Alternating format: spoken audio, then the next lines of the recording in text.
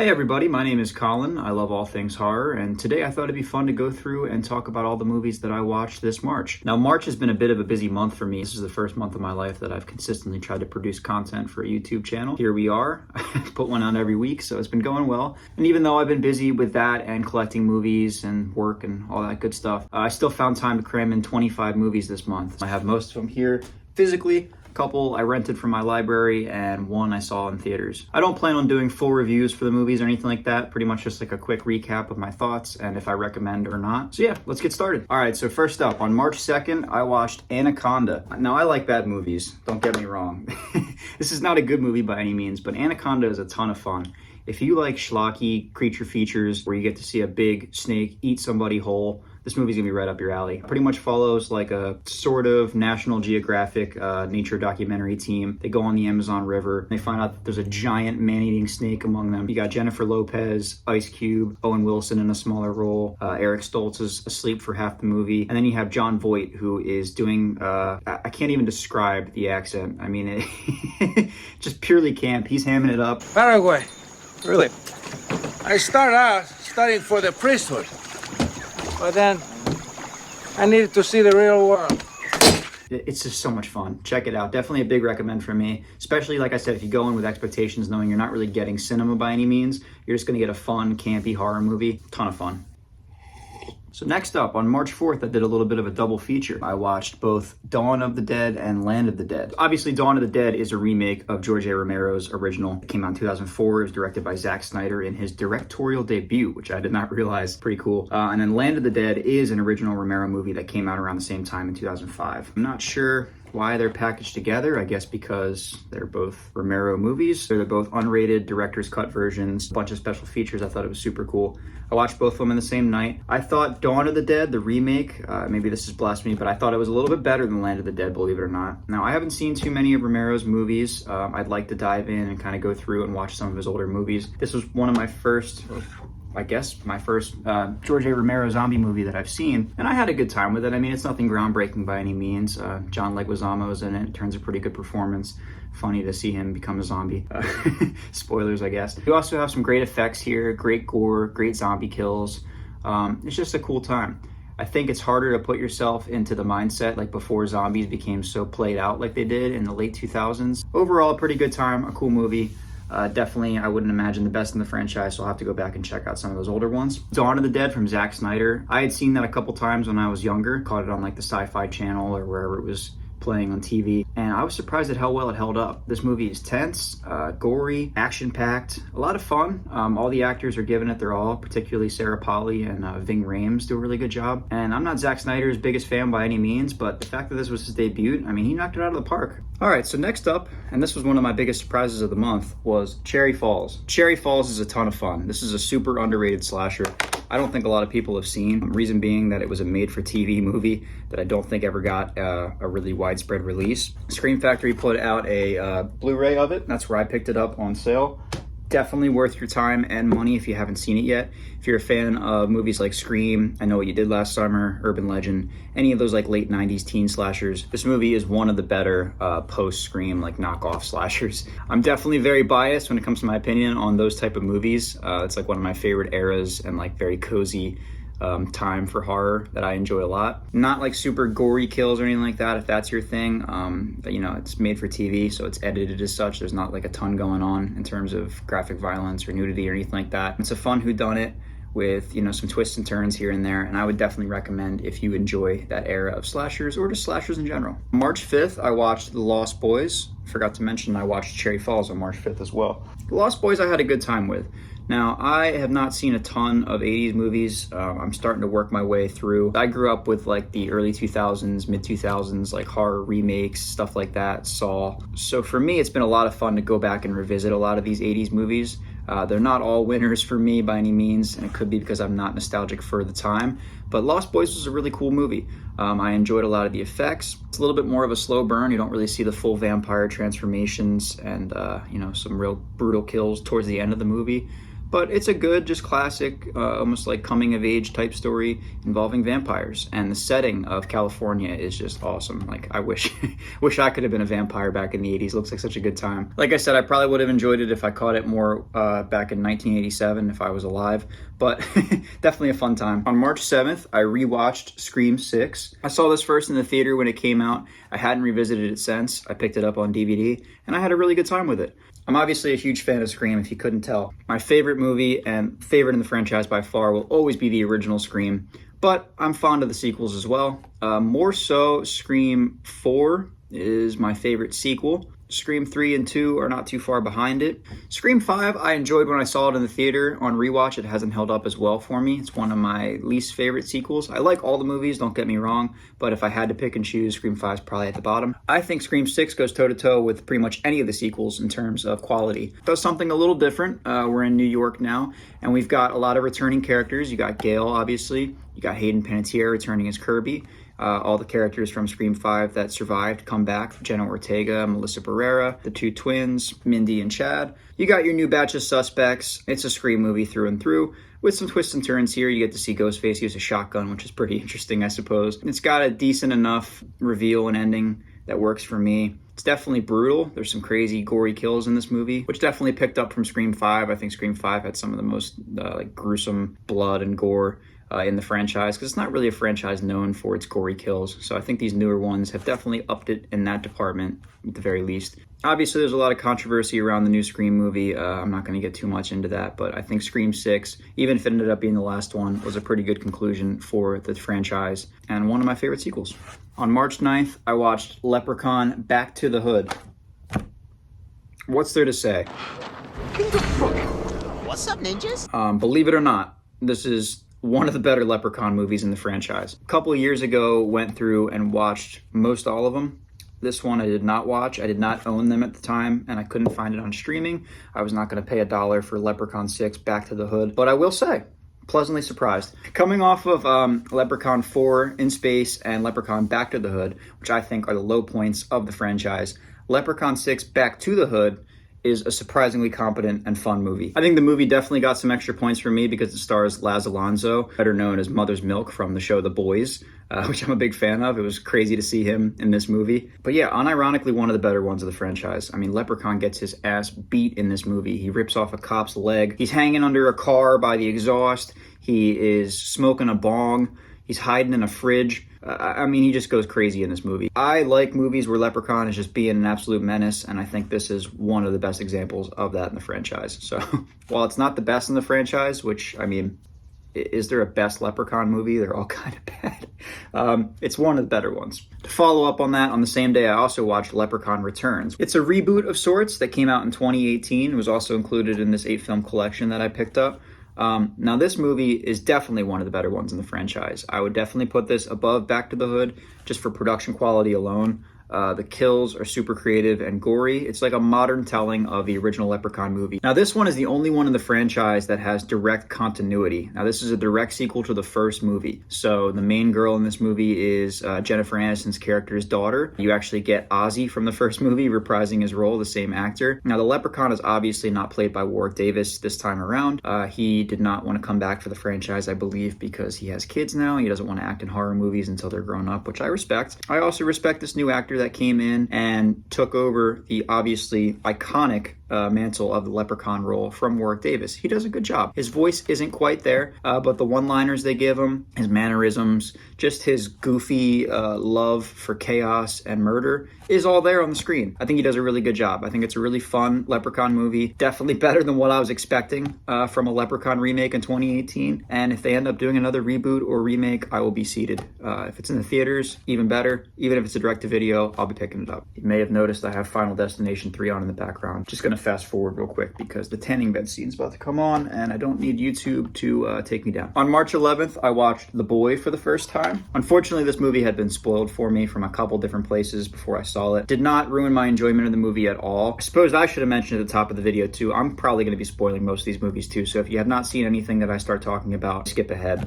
But yeah, The Boy, if you have not seen it, the first half of the movie, you're following Maggie from The Walking Dead as she is hired to be a caretaker for a rich old family's young son. She gets there And instead of a son, she finds out that they have a porcelain doll they call Brahms, and they treat him like he's a real boy. They feed him, they put him to bed, they read him stories. So Maggie, of course, Maggie, what the hell's her name?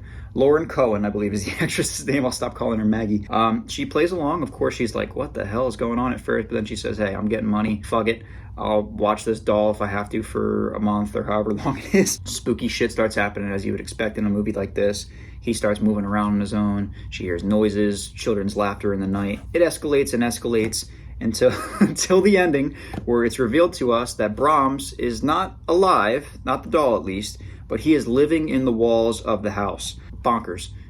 Absolutely crazy twist that, if it was not spoiled for me, would have blown my mind. Definitely a recommend if you haven't seen it. Again, I just spoiled it for you. But it's still a good time even if you know what's happening going in. I think Lauren Cohen has a really great performance in this movie.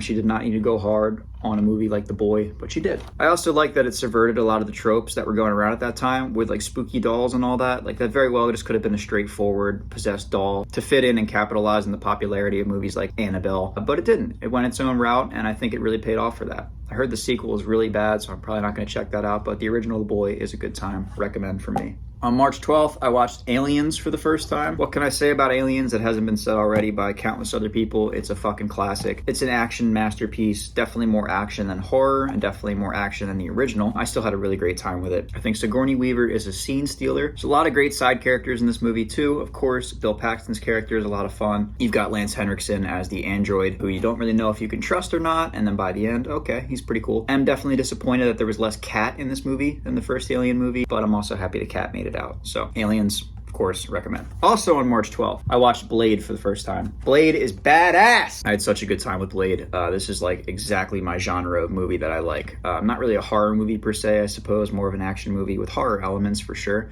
Super bloody, super fun time. It's about a vampire hunter. Do I have to tell you more? Wesley Snipes plays Blade. He's a badass vampire hunter. It's a Marvel adjacent movie. He's a Marvel character, but it was before the MCU, obviously. There's a vampire rave where he just comes in and starts kicking ass, chopping off heads. It's just such a cool time. I mean, a lot of the CGI and effects have not held up, don't get me wrong. I think that adds to the charm of the movie.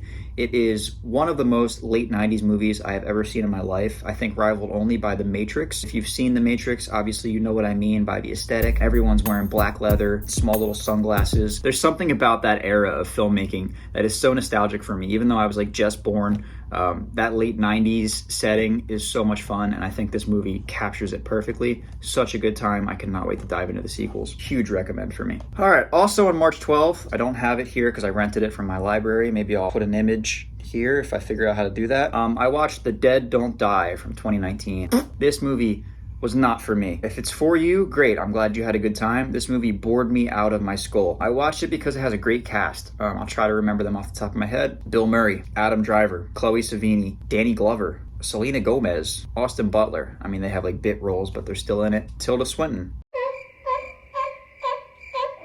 And definitely more.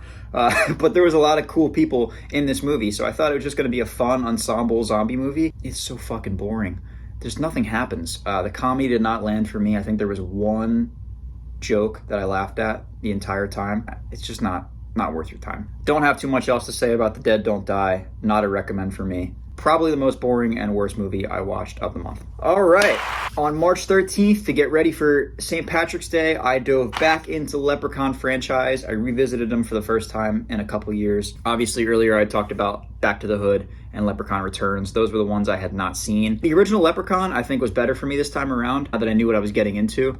It's just a fucking goofy, campy movie that does not take itself seriously in any way, shape, or form. It's incredible to see Jennifer Aniston in her first movie going toe-to-toe with a leprechaun. I mean, who would have thought? Like, if you ever get that trivia question, remember that Jennifer Aniston's first role was Leprechaun. Warwick Davis is still kind of getting his footing as the character. I think he does a great performance here, but not as good as he is in some of the later sequels. And also just a lot of the kills and creativity definitely gets ramped up in the sequels. So I think this is an okay, fine entry in the franchise, but definitely not the best one.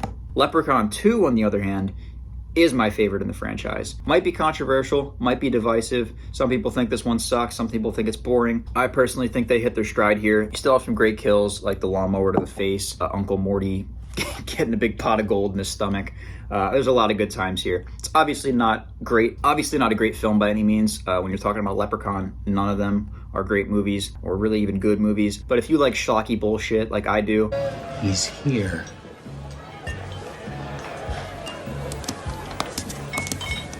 Leprechaun is going to be right up your alley. I think 2 and I think 3 are the best examples of that. Because Leprechaun 3, of course, is also a great time. Now, this is the first instance, or I think only instance, where you have the main character who also turns into a leprechaun, which is a fun, creative idea. He's in Vegas this time around, so you get a lot of Vegas gags. He meets an Elvis impersonator. He's in the casino shooting craps. There's a lot of good times here to be had in Leprechaun 3.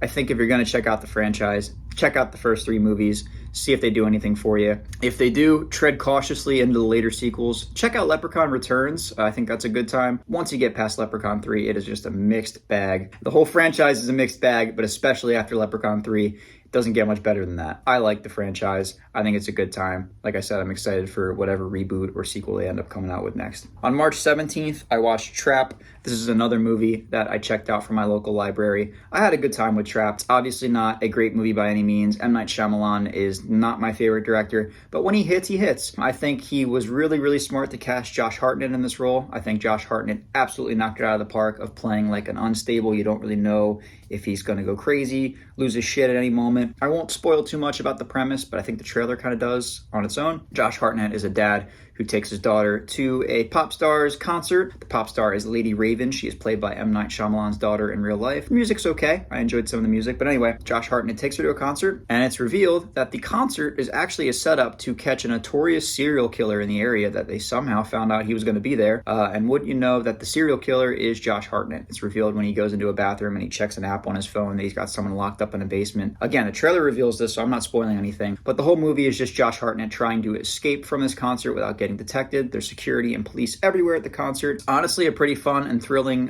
first, I want to say like 45 minutes to an hour, where he's trying to weigh all his options. How can he get out of here? Definitely some clever points and setups, but a lot of it is also just like way too convenient. You get exposition dumps from some of the characters, particularly like the merch guy who just basically straight up looks in the camera and tells Josh Hartnett what's going on. But it's a fine movie. I gave it 3 stars in Letterboxd. It's probably closer to a 2.5, but I thought Josh Hartnett did such a good job with the role that I boosted it up a little bit. Definitely loses steam after you leave the concert. Lady Raven, or M. Night Shyamalan's daughter, gives definitely a mixed performance. I thought she was okay, but a little bit goofy. Light recommend from me if you're interested in M. Night Shyamalan movies, or if you're a fan of Josh Hartnett. I think he did a great job. On March 18th, I watched House on Haunted Hill. If you checked out my recent collection video, you know that I own 2 copies of this movie. I bought it from a record store used. The disc did not work, and I just wanted to watch it so bad that I ended up buying another copy from eBay. Thankfully, that one did work, because if I had to buy 3, I probably just would have gave up. I'm glad that I at least got some enjoyment out of the movie, but it's definitely not a great movie by any means. Very, very late 90s. This one came out in 1999. It's about an amusement park mogul who invites this shady cast of characters to an abandoned mental health facility or asylum that has been abandoned after a fire like 50 years ago. If they can stay up till dawn,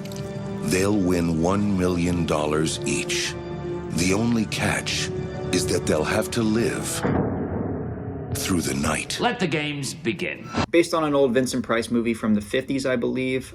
They remade a couple of these. I think this one and 13 Ghosts were done by the same studio around this time. Anyway, you have a pretty good cast here, which I think carries the movie. Jeffrey Rush, Famke Janssen, Ali Larter, Chris Kattan, Taye Diggs, a couple others I'm missing, but it's a fun time for that alone. The ensemble cast really carries this. They all know what kind of movie they're making. The effects, oh my God, do not hold up in any way, shape, or form, but it's a fun enough time. Some of the editing is a little erratic and crazy. It gives me a headache in some parts, but it's not as bad as 13 Ghosts. That movie, definitely not for me. This one was not anywhere near as bad as that. I enjoyed the setup and the premise. The first 30 minutes I was really all in. It kind of fell off the rails after that, but not a bad time. On March 19th, I watched John Carpenter's They Live for the first time. All of the movies I've seen of his so far have just been so cool, and this movie is no exception. I didn't really know anything about this movie going into it, aside from like the pictures of like the aliens that I had seen here and there. I had to do a double take when I saw that Rowdy Roddy Piper was the lead actor in this movie. Could not believe it. Definitely blown away by his performance. When he walks into a bank and says, I have come here to chew bubblegum and kick ass. And I'm all out of bubblegum. Just absolute cinema. It's it's a dumb, fun action movie. Definitely got some great social commentary. Still definitely relevant, maybe even more so now. Fuck the rich. John Carpenter just has such a flair for making his movies stylized and cool. Basically, Rowdy Piper finds a set of sunglasses, and when you put them on, you can see the world for what it really is, and that is that we are being ruled and governed by a breed or race of alien creatures that just want us to consume, obey, not ask questions, fall in line, you know.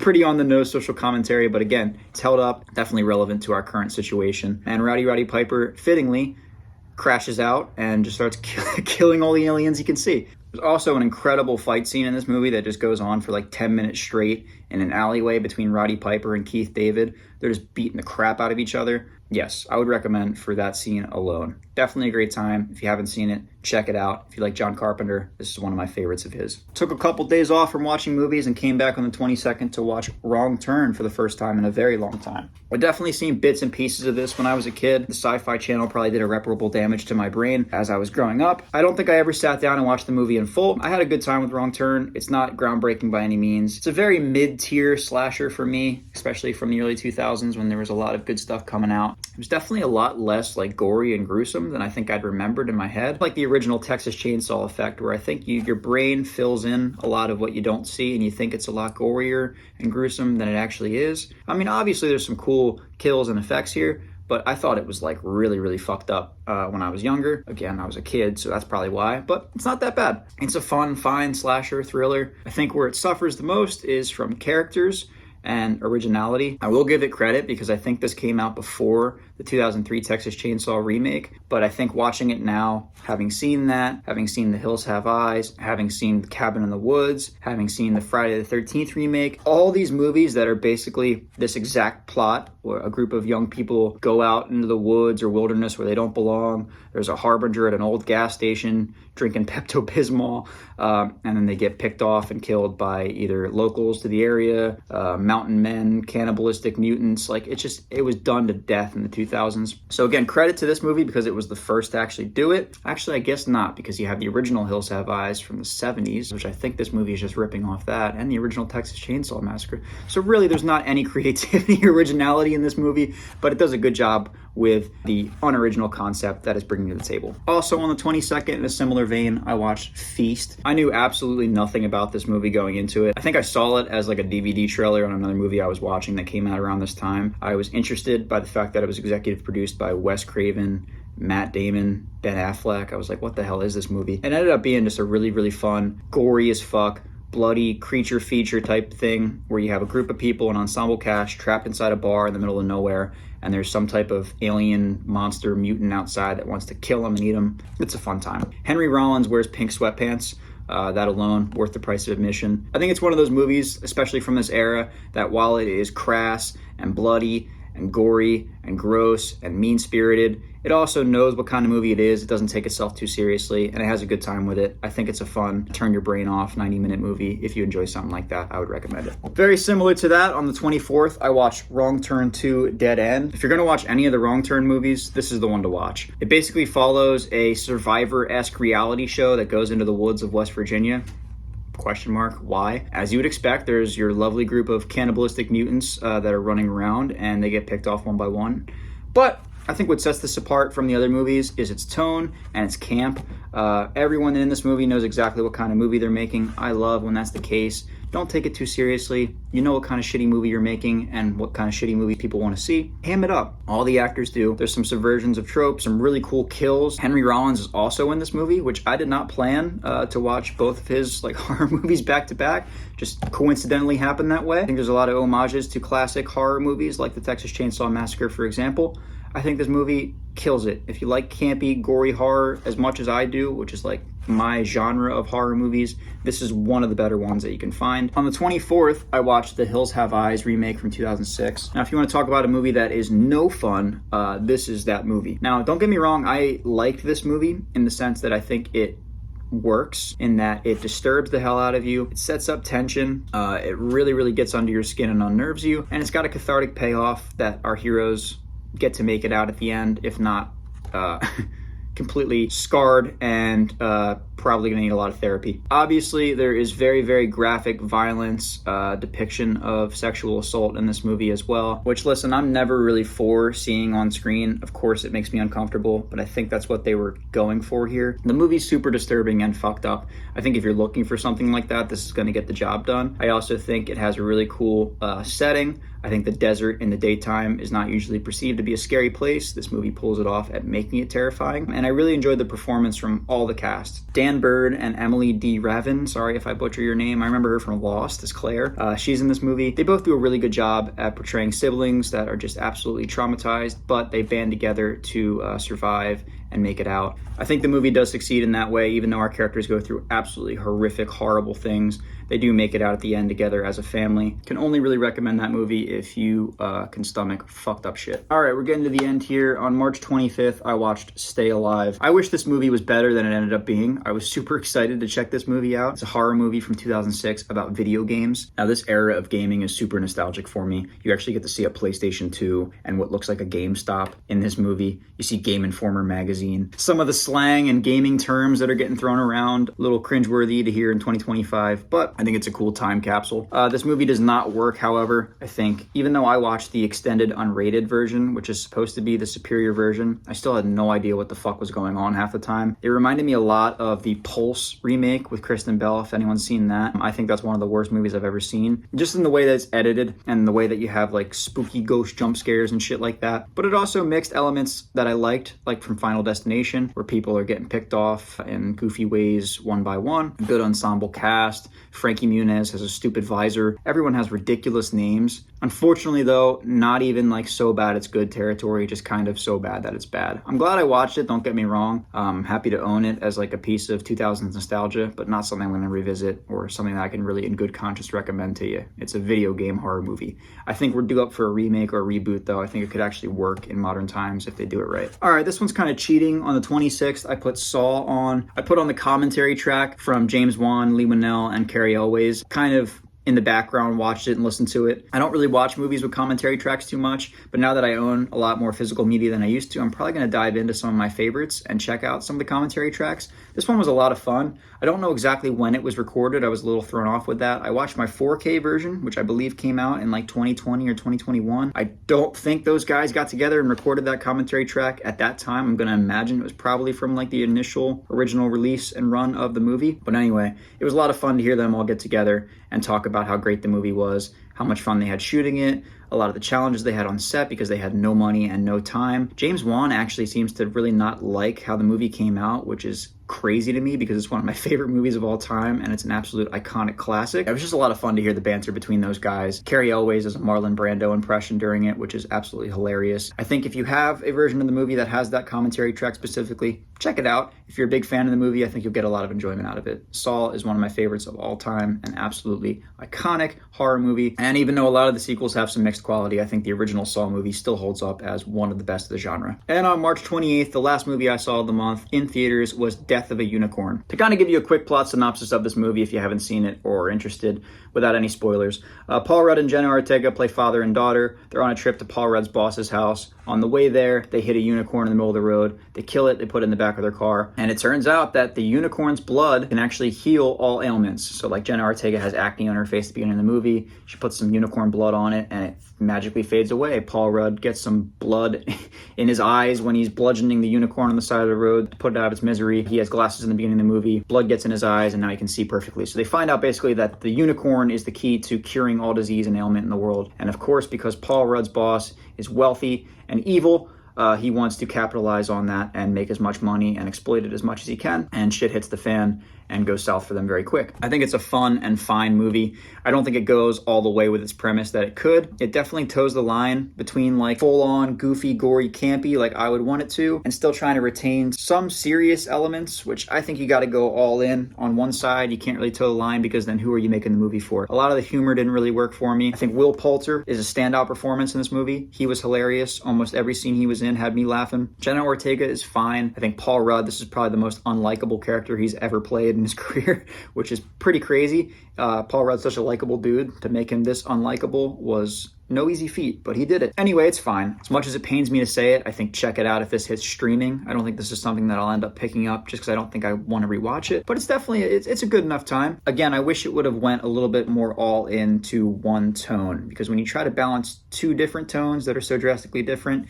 you don't really end up pleasing anybody. That's where I ended up landing on Death of a Unicorn. There were definitely some fun, gory, campy kills, but it also just tried to retain a little bit too much family drama and saccharine sweet ending that I didn't really like too much. Anyway, this is the stack of movies that I checked out in March. Any of your favorites here? What did you guys watch throughout the month? Do you like videos like this where I just talk about movies that I've seen? I don't know. I'm trying out new things. Thank you guys for watching these videos. It's been a ton of fun this past month to go out and collect movies, to come up with ideas for the channel. Everything's a work in progress. Obviously, I'm still working out my backdrop and how I want to do these videos, but I really appreciate anybody that has been watching them, leaving me comments. It's been a ton of fun to talk to you guys. Hope everyone had a great month and has a great April. Looking forward to some new movies coming out and obviously keep adding to my collection. And yeah, hope you guys have a great one. Thanks.